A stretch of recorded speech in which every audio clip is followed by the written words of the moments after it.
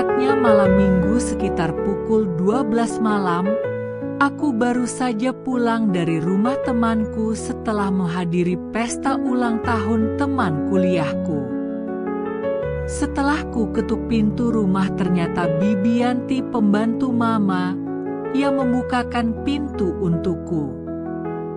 Meski baru bekerja selama 3 bulan di rumah kami, sikap ramahnya membuatnya cepat akrab dengan kami. Aku pribadi merasa senang saat berada di rumah ini, karena kini aku memiliki teman untuk bicara. Bibi Yanti berusia sekitar 33 tahun. Wajahnya tidak bisa dibilang cantik, namun memiliki daya tarik tersendiri jika dipandang lebih lama. Awalnya, aku menganggap Bibi Yanti sama seperti Embok Siti, pembantu lama kami yang sudah berhenti bekerja karena usianya yang telah lanjut. Embok Siti telah menjadi bagian dari rumah kami sejak aku masih kecil. Tapi sifatnya yang agak cuek dan jutek membuatku jarang mengobrol dengannya. Biasanya, saat sampai di rumah, aku langsung masuk kamar dan sibuk dengan HP atau menonton film.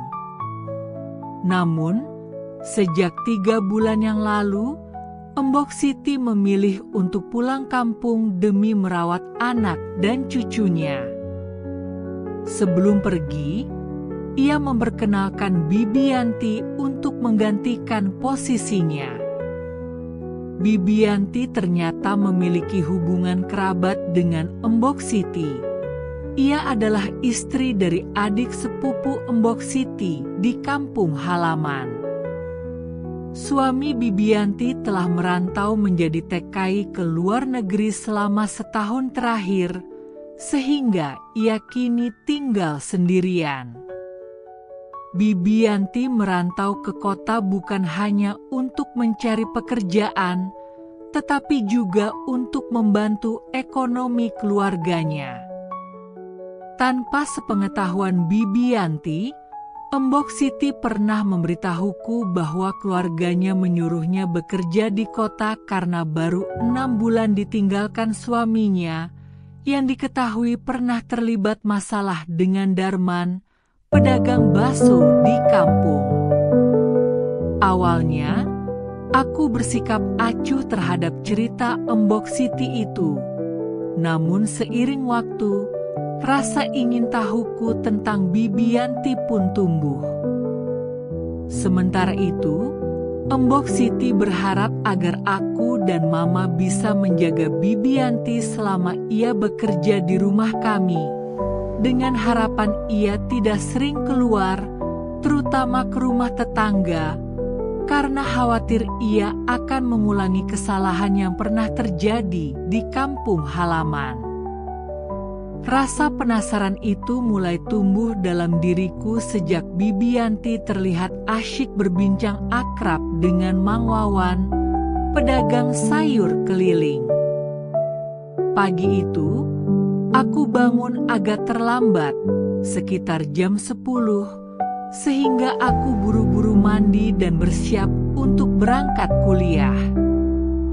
Namun, aku terkejut saat keluar dari kamar dan melihat Kang Wawan sedang bersama Bibi Yanti di dapur. Wajah mereka tampak kaget saat menyadari kehadiranku. Mang Wawan segera mengangkat tabung gas dan memasangkannya ke selang tabung gas karena gas kompor yang habis.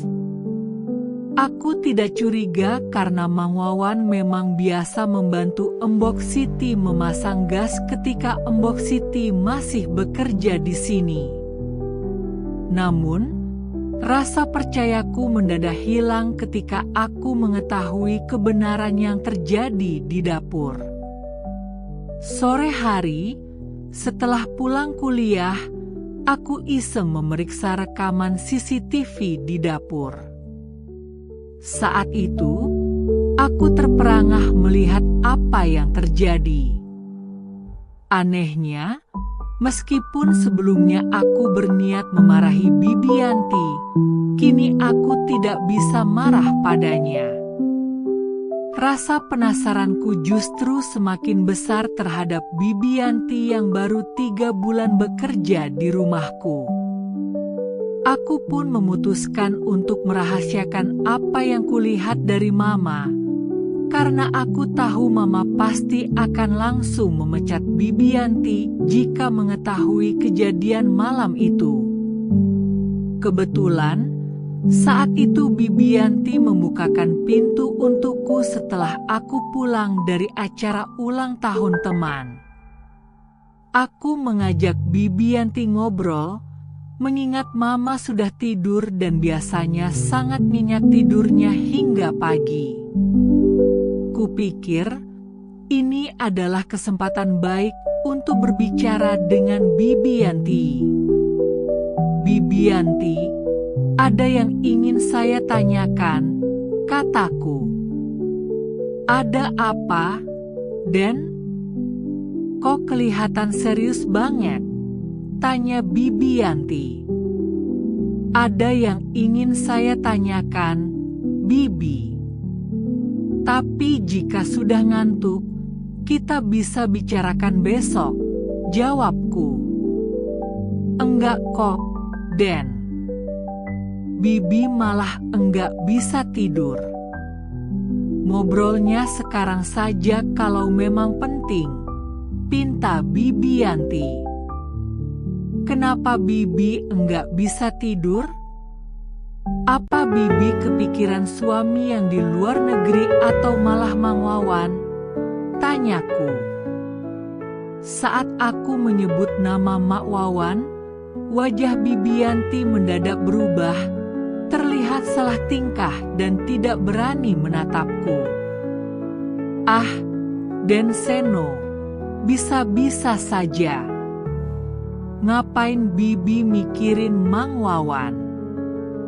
Sudah Bibi bikinin kopi dulu ya, habis itu baru kita ngobrol, kata Bibi Yanti, berusaha mengalihkan pembicaraan. Bibi Yanti segera beranjak ke dapur untuk membuatkan kopi. Sekilas, aku menangkap wajahnya yang sedikit merona saat aku bertanya tentang Mang Wawan. Malam itu, dia sudah berganti pakaian gamis dan hijabnya dengan gaun tidur, dan aku melihatnya terlihat lebih cantik dari biasanya. Selama ini, aku hanya melihat Bibi Yanti dalam gamis longgar dan hijab panjang yang menutupi pesona wajahnya. Namun kali ini, penampilannya dengan gaun tidur pendek di atas lututnya benar-benar menarik perhatian. Setelah Bibi Yanti melangkah ke dapur, aku duduk di sofa menunggu kedatangannya sambil menonton televisi di ruang keluarga. Jujur, saat itu jantungku berdebar kencang setelah melihat penampilan Bibi Yanti. Namanya juga, aku masih muda, 21 tahun, dan mudah terpengaruh serta sensitif terhadap pemandangan seperti itu. Apalagi, saat aku teringat apa yang kulihat di dapur antara Bibi Yanti dan Mang Wawan, rasa berdebarku semakin menjadi. Meski Bibi Yanti tak secantik mamaku, pesonanya terasa menonjol, dan aku yakin siapapun yang melihatnya akan terpesona.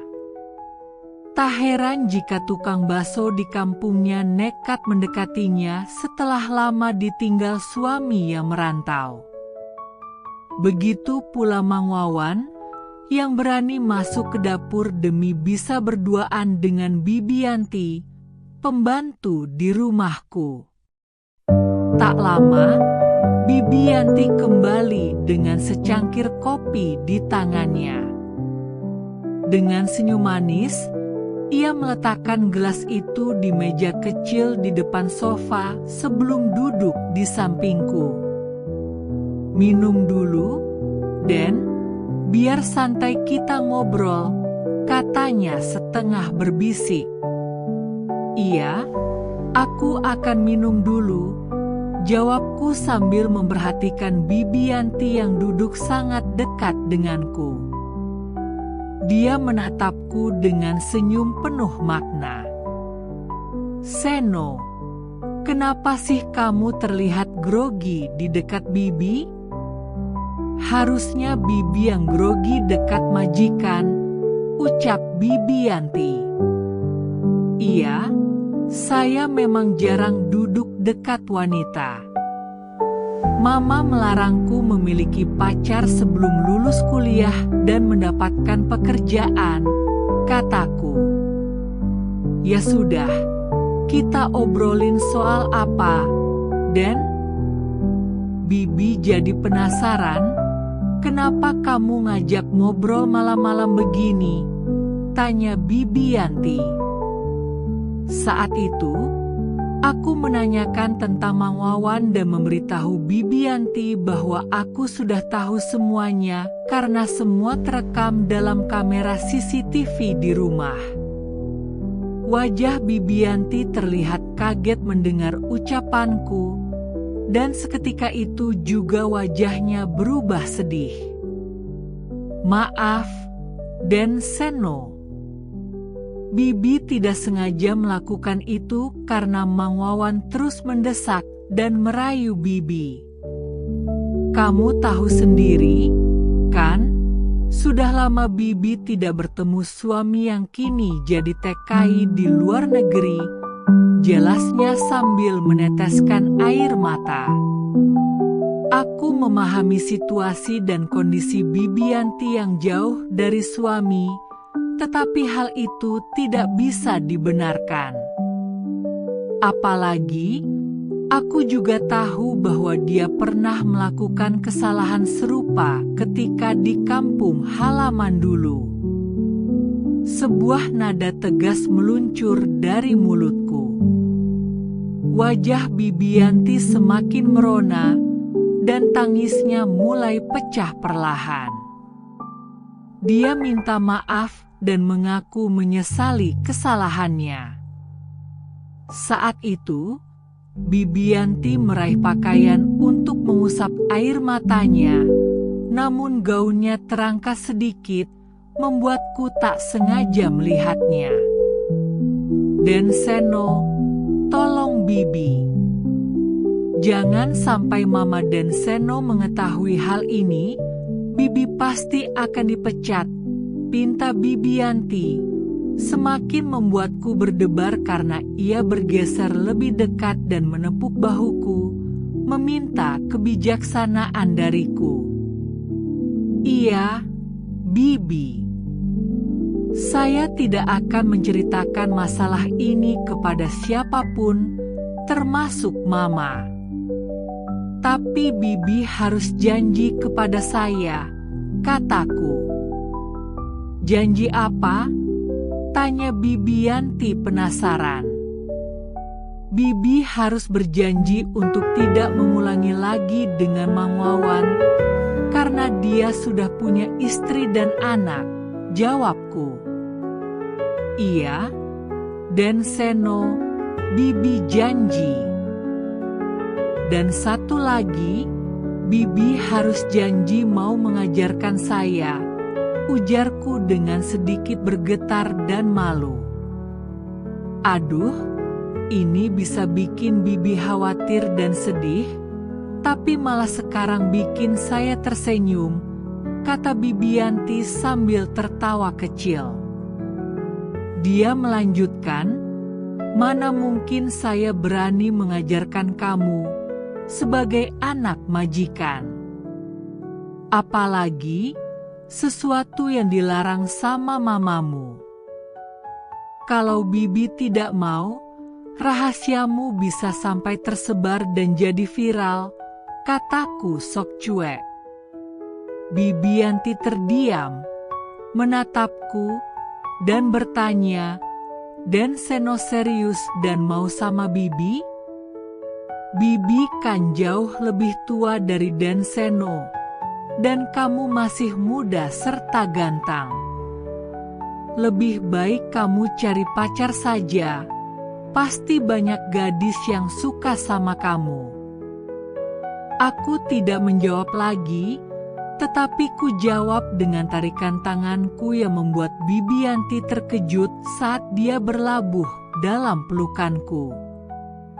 Sejak awal Bibianti bekerja di rumah ibuku menggantikan Embok Siti, aku sudah merasakan bahwa Bibianti memang berbeda.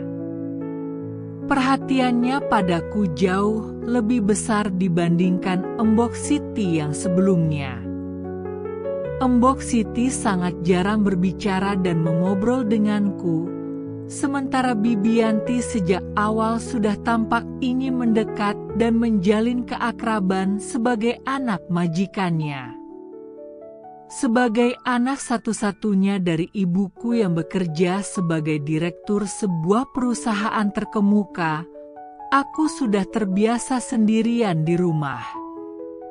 Sejak ayahku meninggal saat aku baru memasuki TK, ibu membesarkanku dengan cara yang sangat melindungiku. Aku tumbuh menjadi anak yang introvert dan lebih senang menyendiri. Sejak SD, aku tidak diperbolehkan bermain, apalagi berkeliaran dengan teman-temanku. Kegiatan harian hanya terbatas pada sekolah dan pulang ke rumah. Aku sering menghabiskan waktu di kamar, bahkan hingga saat ini di bangku kuliah, aku lebih nyaman dengan kesendirianku. Aku sering bergaul di dunia maya, lebih suka bermain game di ponsel atau menonton film terbaru di internet. Namun, setelah kehadiran Bibianti, aku merasa memiliki teman untuk berbagi cerita dan curhat tentang perasaanku. Aku mengungkapkan kepada Bibianti betapa terkadang aku merasa iri melihat teman-temanku yang bisa bergaul dengan banyak teman dan kekasih, sementara aku, di usiaku yang ke-21, belum pernah memiliki teman wanita, apalagi pacar. Bibianti terdiam mendengar ceritaku malam itu, dan dia membiarkan tanganku mendekapnya sembari kami berbincang. Tiba-tiba, tanpa terduga, Bibianti meraih wajahku agar aku menatap matanya. Kami berdua saling berpandangan dalam keheningan yang mendalam. "Seno, seharusnya kamu bersyukur memiliki ibu yang sangat menyayangimu," kata Bibianti. "Ibumu tentu melarang kamu berpacaran karena ingin kamu sukses dalam pendidikanmu dulu. Banyak anak muda sekarang yang gagal masa depannya karena salah pergaulan. Kamu harus bersyukur, Seno, punya ibu yang sangat perhatian." Aku mengangguk. "Iya, Bibi, saya tahu ibu sangat sayang padaku. Tapi saya juga seorang pemuda biasa yang ingin memberikan kasih sayang kepada seorang wanita." Lagi-lagi, Bibianti tersenyum manis mendengar ucapanku. Wajahnya terlihat semakin cantik, dan kedekatannya membuat jiwaku bergetar, perasaan yang selama ini tak pernah aku rasakan. Bibianti berkata, "Lebih baik kamu fokus pada kuliah dan jangan memikirkan wanita dulu. Setelah sukses, pasti banyak wanita yang akan mendekat, apalagi kamu kan tampan." Suasana malam itu terasa berbeda. Aku merasa nyaman berdekatan dengan Bibianti, walau dia hanya seorang pembantu. Dia sepertinya bisa memahami keraguan yang ada di hatiku. Aku pun bertanya, kalau tidak ada wanita yang bisa menolak saya, kenapa Bibi menolak permintaan saya? Seketika, Bibi Yanti terdiam. Aku merasakan kebimbangan di raut wajahnya. Wajahnya begitu dekat denganku, dan aku mulai merasakan perubahan dalam diriku yang sulit dikendalikan. Ketika dia tidak menjawab dan semakin mendekat, aku merasakan gejolak dalam jiwaku. "Den Seno," bisiknya, "apakah beneran mau sama Bibi malam ini?" Tanyanya dengan mata terpejam. "Iya, Bibi, kenapa Bibi tanyakan itu?" Tanyaku. Karena Bibi khawatir, obrolan kita ini membuat Bibi merindukan suami Bibi yang sedang merantau jauh sebagai TKI di luar negeri, kata Bibi Yanti. Mendengar itu, aku tak bisa berpura-pura lagi. Tanpa ragu, aku mendaratkan kasihku kepada Bibi Yanti. Ia adalah wanita yang setia kepada suaminya, dan pernikahannya telah memasuki tahun ke-12 dengan rumah tangga yang baik-baik saja. Hanya saja, karena kesulitan ekonomi yang dihadapi, suami Bibi Yanti terpaksa pergi ke luar negeri sebagai TKI untuk mencari nafkah. Den Seno, sambil mendengarkan Bibi bercerita tentang masalah rumah tangga, Den Seno juga mendapat pelajaran dari Bibi, ujar Bibi Yanti. "Iya, Bibi, teruskan ceritanya. Saya akan mendengarkan sampai selesai," balasku. Selama pernikahan mereka, Bibi Yanti merasa sedikit kecewa karena hingga saat ini mereka belum dikaruniai anak. Dulu, suaminya bahkan sempat menuduh Bibi Yanti mandul. Suami Bibi Yanti pun menikah lagi dengan wanita lain. Aku mendengarkan keluh kesah Bibi Yanti, membiarkannya meluapkan semuanya. Lalu, bagaimana semua ini bisa terjadi dalam hidup Bibi? Tanyaku. Bibi Yanti menjelaskan bahwa suaminya menikah lagi, namun ternyata istri muda tersebut pun tidak memberikan keturunan. Kini, kondisi ekonomi suaminya semakin memburuk dan ia dipecat dari pekerjaannya karena sang istri ternyata materialistis. Aku terus mendengarkan Bibi Yanti bercerita, sementara aku melihat jam di dinding menunjukkan bahwa sudah larut malam dan televisi masih menyala di hadapan kami. Bibi Yanti berpindah tempat, berlutut di depanku karena merasa pegal setelah duduk lama di sofa. Dia mengungkapkan kekecewaannya terhadap suaminya, terutama saat harus merantau sebagai TKI sementara semua biaya keberangkatannya ditanggung oleh Bibi Yanti sendiri. Dari mana Bibi dapat uang untuk itu? Tanyaku sambil mengusap rambut ikal Bibi Yanti. Dengan menatapku, Bibi Yanti melemparkan senyuman manis sebelum menjawab. Bibi Yanti terpaksa mencari uang dengan melakukan berbagai pekerjaan dan meminta bantuan kepada Juragan Tono, bos beras di kampungnya. Dia berbagi cerita tentang kehidupannya, namun sesekali tersita oleh perhatiannya ke hal lain yang menarik malam itu. Aku mulai memahami mengapa Bibi Yanti melakukan kesalahan bersama tukang bakso, serta mengapa ia tak mampu menolak godaan dari Mang Wawan, pedagang sayur keliling. Bibi Yanti memberitahu segalanya, sekaligus mengajarku banyak tentang arti kehidupan. Bibi Yanti, maukah kamu teruskan ceritamu? Tanyaku, terpesona oleh tatapan matanya yang dalam. Tetapi saya merasa haus dan ingin makan buah segar, kataku. Iya, Den, dengerin saja cerita Bibi sambil kamu menikmati buah, balas Be Yanti. Malam itu, Bibi Yanti menceritakan seluruh pengalaman hidupnya. Saat bersamaan, dia juga memberiku pelajaran berharga yang tak pernah kudapatkan sebelumnya. Sejak saat itu, hubungan kami semakin akrab, tidak lagi seperti antara pembantu dan majikan.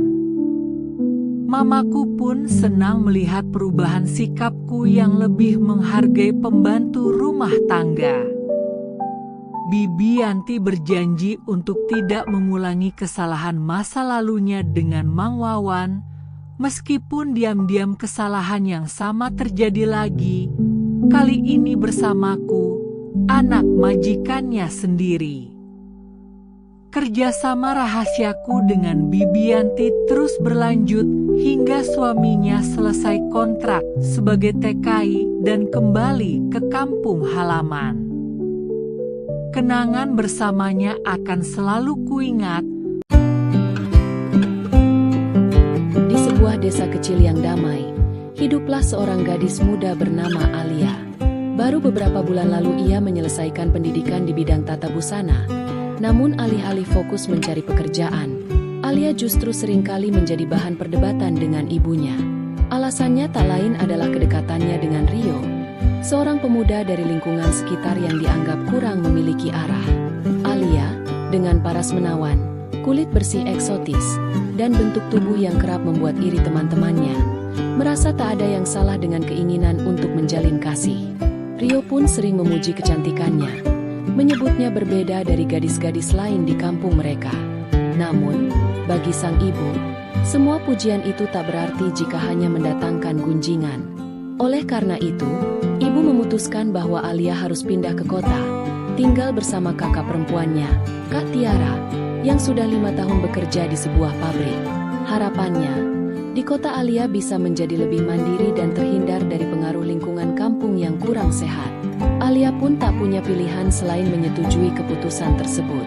Kak Tiara tinggal di sebuah rumah mungil di kompleks perumahan bersubsidi bersama suaminya, Bram.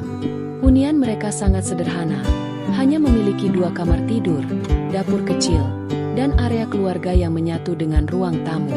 Karena Alia belum memiliki pekerjaan, ia menempati kamar kecil yang dulunya berfungsi sebagai gudang. Bram juga bekerja di pabrik yang sama dengan Kak Tiara, hanya berbeda divisi. Pria itu dikenal kalem, jarang berbicara, namun memiliki daya tarik tersendiri pada raut wajahnya. Sorot matanya seringkali mencuri pandang secara diam-diam, senyumnya tipis, dan ada sesuatu yang memicu rasa penasaran pada diri Alia.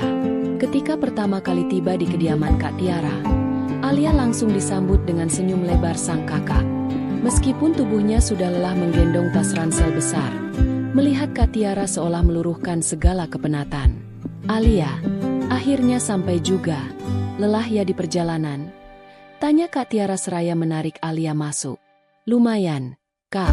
Tapi aku senang sekali akhirnya tiba di sini, jawab Alia sambil tersenyum tipis. Di ruang tamu, Bram tengah duduk di sofa kecil. Matanya terpaku pada layar televisi. Alia sempat mengamati sejenak. Postur tubuhnya biasa saja, tidak kekar. Namun wajahnya yang tenang dan pembawaannya yang kalem memiliki daya tarik. Mungkin dari caranya tersenyum, atau sorot matanya yang kadang melirik. Mas, ini Alia, adikku yang kemarin aku ceritakan, ujar Kak Tiara memperkenalkan. Bram bangkit. Matanya sempat menatap Alia sekilas sebelum mendekat dengan senyum tipis. Oh, Alia ya, akhirnya datang juga. Istirahat dulu sana. Ucapnya singkat, membuat Alia hanya bisa membalas dengan senyum canggung. Iya, Mas, maaf ya merepotkan. Tidak masalah, rumahnya kecil, tapi kamarnya ada 2 kok. Jawab Bram seraya kembali duduk. Setelah itu, Kak Tiara mengajak Alia menuju kamar kecil yang akan menjadi tempat tidurnya sementara. Kamar itu sempit, hanya cukup untuk sebuah kasur kecil dan lemari mini. Nanti kakak bantu agar kamu cepat bekerja di pabrik. Jika sudah bekerja, kamu bisa menabung untuk hidup mandiri, kata Kak Tiara sambil menepuk pundak adiknya. Alia mengangguk. Iya, Kak, aku juga ingin membantu ibu. Malam itu, Alia terlelap sambil membayangkan kehidupan baru yang akan ia mulai. Pagi harinya, suasana di rumah mungil Kak Tiara sudah ramai meskipun baru pukul 5:30. Alia terbangun dengan mata yang agak berat karena sempat kesulitan tidur malam sebelumnya. Mungkin karena suasana tempat yang baru. Namun, begitu membuka pintu kamar, ia langsung menyadari bahwa semua penghuni rumah sudah sibuk. Kak Tiara sudah mandi dan kini tengah duduk di depan meja rias kecil di kamarnya, berdandan. Bram juga sudah rapi dengan seragam kerjanya, duduk di dapur sambil menyeruput kopi. Alia bergegas mengambil handuk dan masuk ke kamar mandi yang letaknya persis di depan dapur. Rumah sekecil ini, segalanya terasa dekat.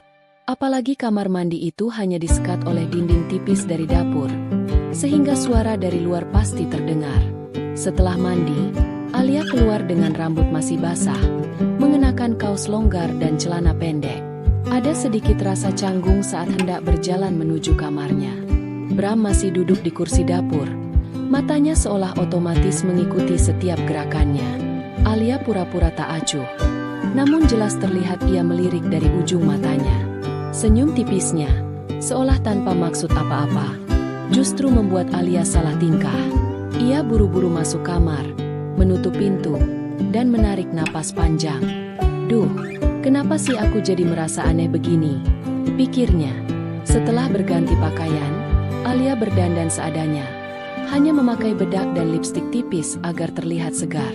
Saat keluar kamar, Kak Tiara sudah duduk di meja makan, menunggunya. Alia, cepat sarapan dulu.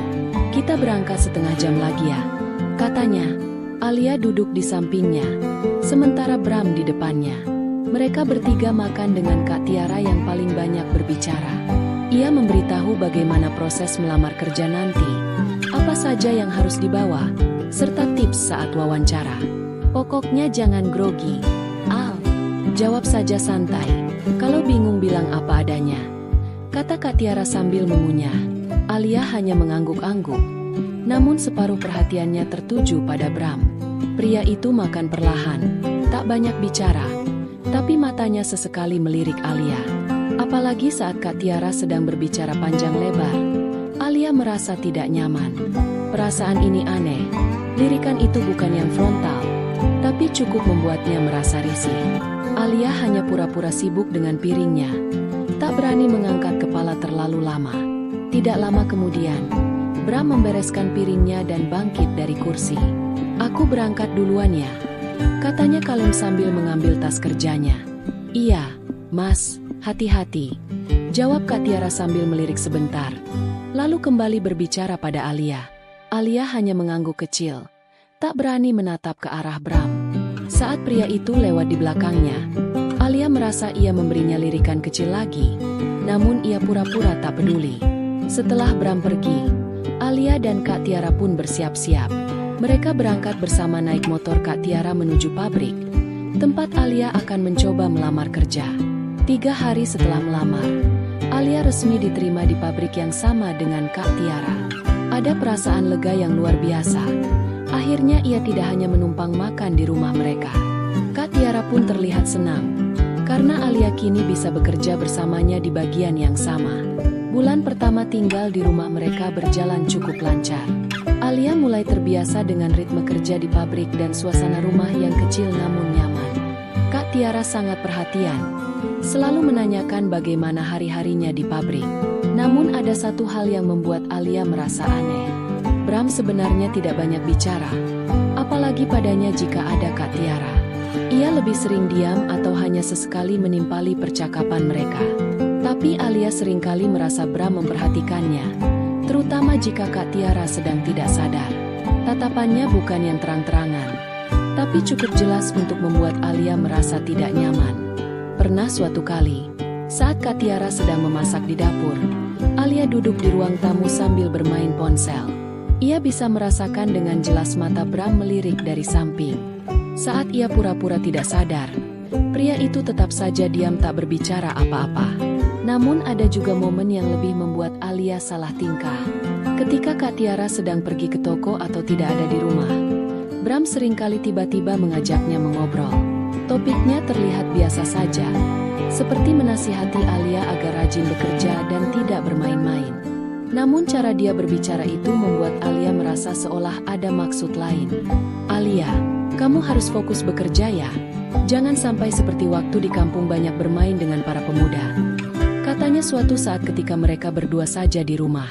Alia hanya bisa tersenyum. "Iya, Kak, aku mengerti. Sekarang kan sudah bekerja," jawabnya. Ia mengangguk pelan, tapi Alia melihat ada sesuatu di matanya, seolah dia sedang menahan sesuatu yang tidak ia ucapkan. Pernah juga saat Alia sedang membereskan kamar, Bram muncul di depan pintu kamar sambil membawa gelas. Dia bilang hanya ingin mengingatkan Alia soal Kak Tiara yang meminta Alia agar tidak lupa mencuci piring. Tapi saat berbicara, matanya sempat turun sebentar, seolah sengaja, melihat Alia yang hanya mengenakan celana pendek. Alia buru-buru mengangguk dan pura-pura sibuk membereskan. Bram hanya diam sebentar sebelum akhirnya pergi. Semua hal kecil itu membuat Alia gelisah. Ia tidak berani menceritakan kepada Kak Tiara karena takut menimbulkan masalah. Tapi setiap kali ia bertemu Bram, ada rasa tidak enak yang semakin kuat. Genap sebulan Alia bekerja di pabrik. Hari gajian pertamanya tiba. Ada perasaan senang yang luar biasa bisa mendapatkan uang hasil kerja keras sendiri. Setelah pulang, ia langsung mengajak Kak Tiara makan malam di warung bakso dekat rumah untuk merayakannya. Namun di balik kebahagiaan itu, ada satu hal baru yang mulai membuat Alia bingung. Ridho adalah teman kerja satu bagian dengannya. Seorang pria yang santai, sering bercanda, namun tidak berlebihan. Ridho ini mulai mendekati Alia beberapa hari terakhir. Awalnya hanya menanyakan soal pekerjaan, tapi lama-lama sering mengajak mengobrol di luar jam kerja. Ketika Alia menceritakan tentang Ridho ini kepada Kak Tiara, kakaknya terlihat senang. "Bagus dong, kan lumayan ada teman mengobrol di tempat kerja," katanya sambil tersenyum. Tapi respons Bram berbeda. Ketika ia mendengar cerita itu, ekspresinya langsung berubah. Ia tidak banyak bicara, hanya menatap Alia sebentar, lalu melirik ke Kak Tiara.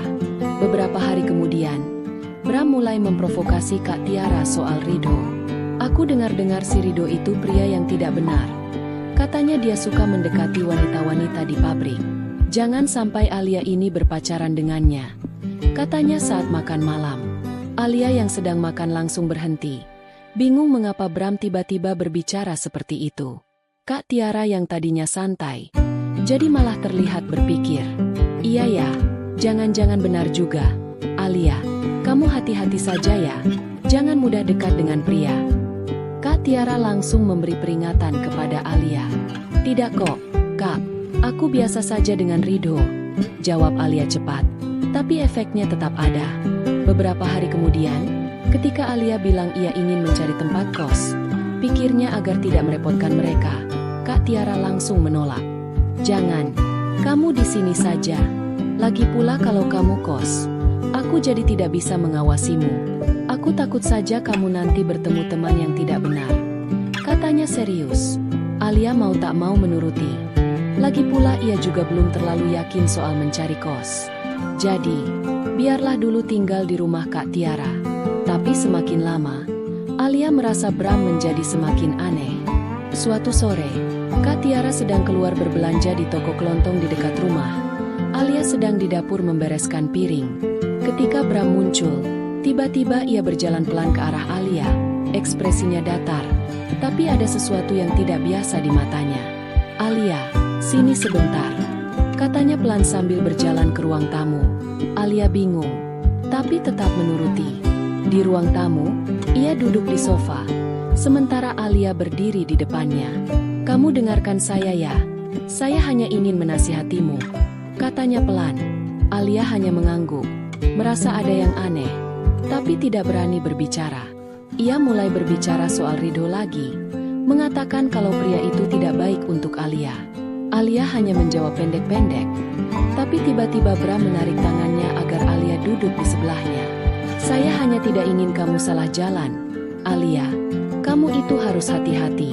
Saya mengerti kok, kamu masih muda. Mungkin belum bisa membedakan mana yang baik dan tidak," katanya. Sebenarnya Alia mulai merasa tidak nyaman, tapi ia diam saja.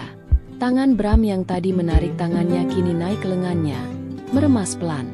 "Saya hanya peduli padamu, Alia. Kamu kan seperti adik bagi saya," katanya lagi. Tapi tangannya mulai turun ke punggung Alia. Alia hanya bisa diam, tidak tahu harus berbuat apa. Dalam hati ia takut jika menolak. Takut dia malah marah. Jadi ia biarkan saja, berharap dia berhenti sendiri. Beberapa detik kemudian, ia mendengar suara motor Kak Tiara masuk ke halaman. Alia langsung menarik diri perlahan dan pura-pura sibuk membereskan sesuatu di meja. Bram juga langsung berdiri dan kembali ke kamar, seolah tidak terjadi apa-apa. Tapi sejak kejadian itu, Alia semakin bingung dengan sikap Bram. Di depan Kak Tiara, ia tetap terlihat biasa saja. Tapi setiap kali mereka berdua, Alia bisa merasakan ada yang tidak beres. Hari itu, pulang kerja seperti biasa, Alia bersama Kak Tiara. Tapi suasana mendadak kacau.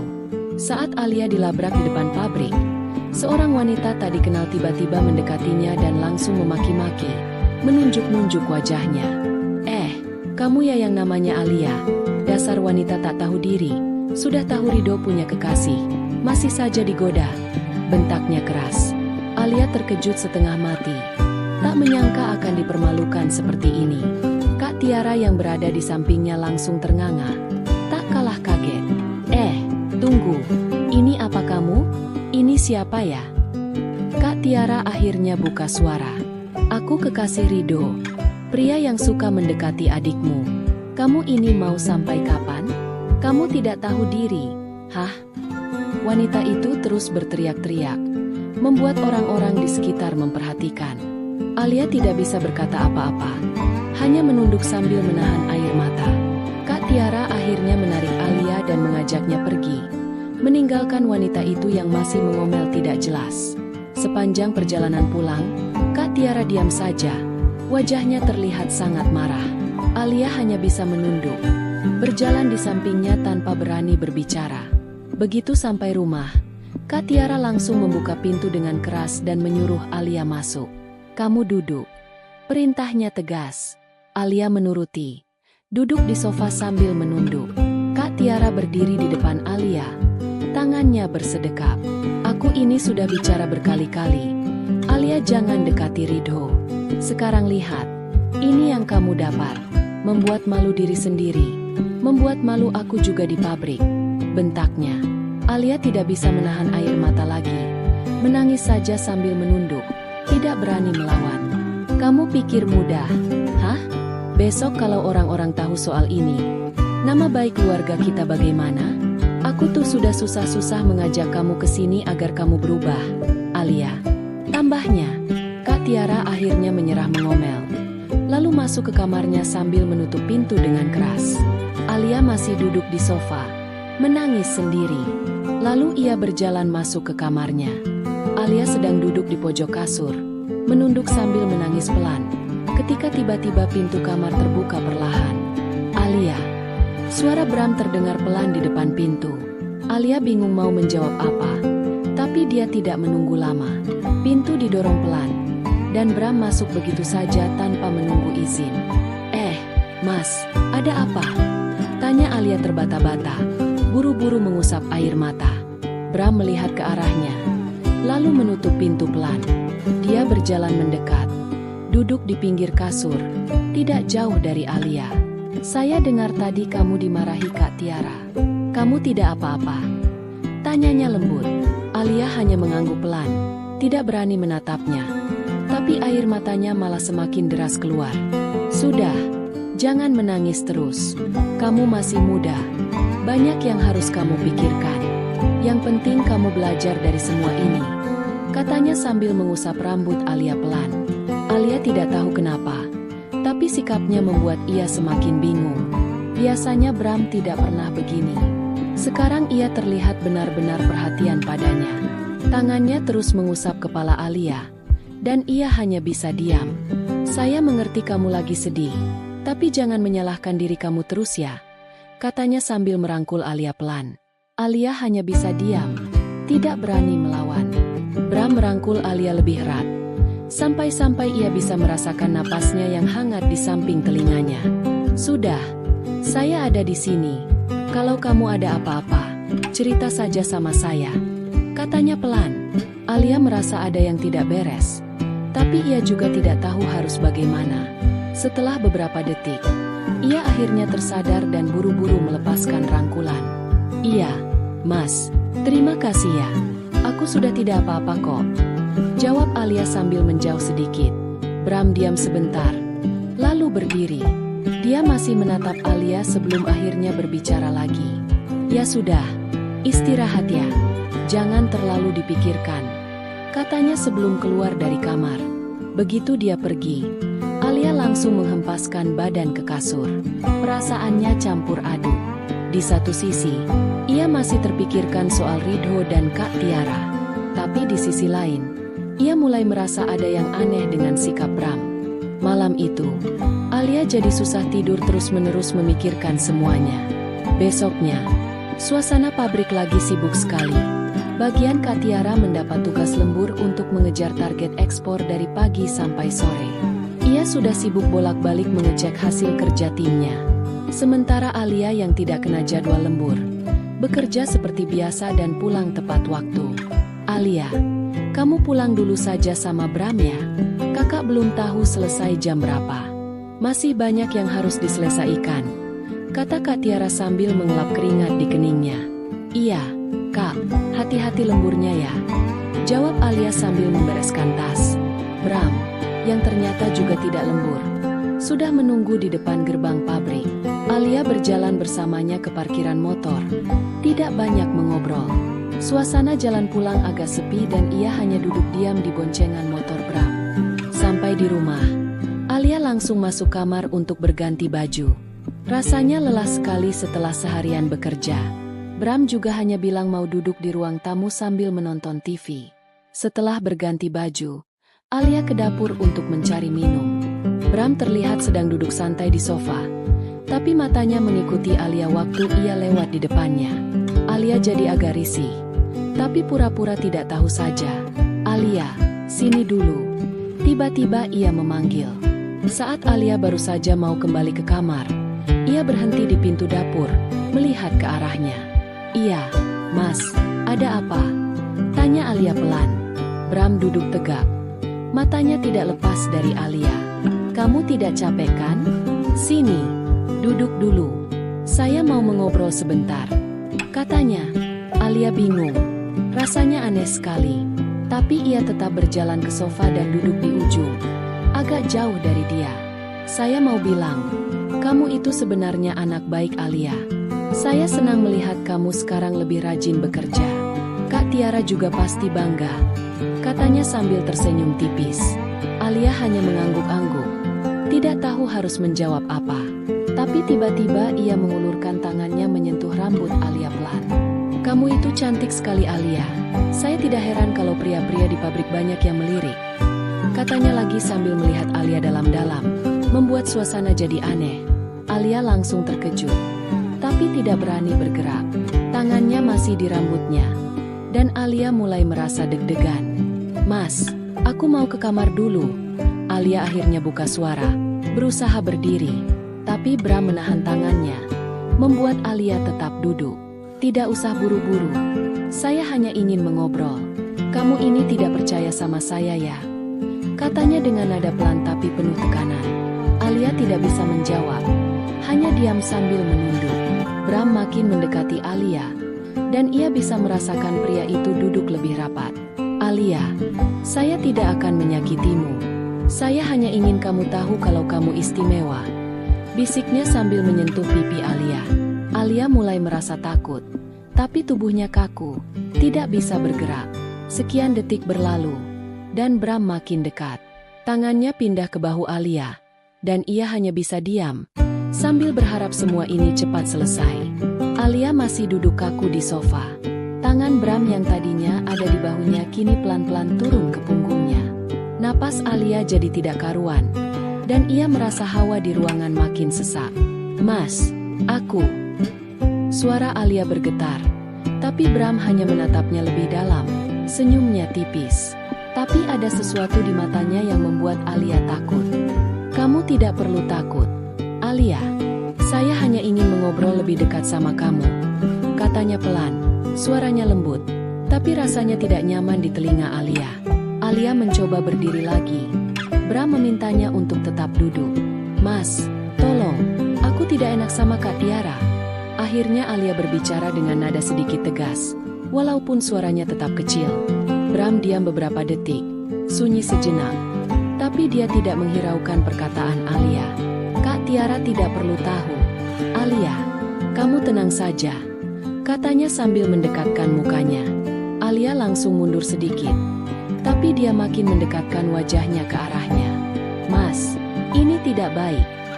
Alia mulai menangis, tapi suaranya serasa hilang. Tangannya berusaha melepaskan menjauh, tapi Bram masih mendekat. Tangan Bram mulai bekerja dengan cekatan. Semua area telah dilaluinya dengan seksama. Kemudian Bram mulai bekerja di kebunnya Alia. Perlahan tapi pasti kebun tersebut kini sudah berada dalam pekerjaan barn dan mulai menanam tanaman terong. Dan akhirnya Bram selesai menanam tanaman terong di kebun Alia. Semua kejadian itu berlangsung cepat, tapi tiap detiknya terasa lama sekali baginya. Jujur, Alia belum pernah melakukan ini dengan siapapun. Walau ia suka menjalin hubungan, Alia hanya bisa diam di kasur sambil menangis. Bram berdiri dan melihat Alia dari atas. Senyumnya sudah hilang. Ia hanya berkata pelan, "Jangan bilang siapa-siapa ya, terutama kakakmu, demi kebaikan kita semua." Ia berjalan keluar kamar, meninggalkan Alia yang masih bergetar, sambil memeluk lututnya sendiri. Malam itu, Alia sadar, ia sudah merasa gagal menjaga keutuhan dirinya.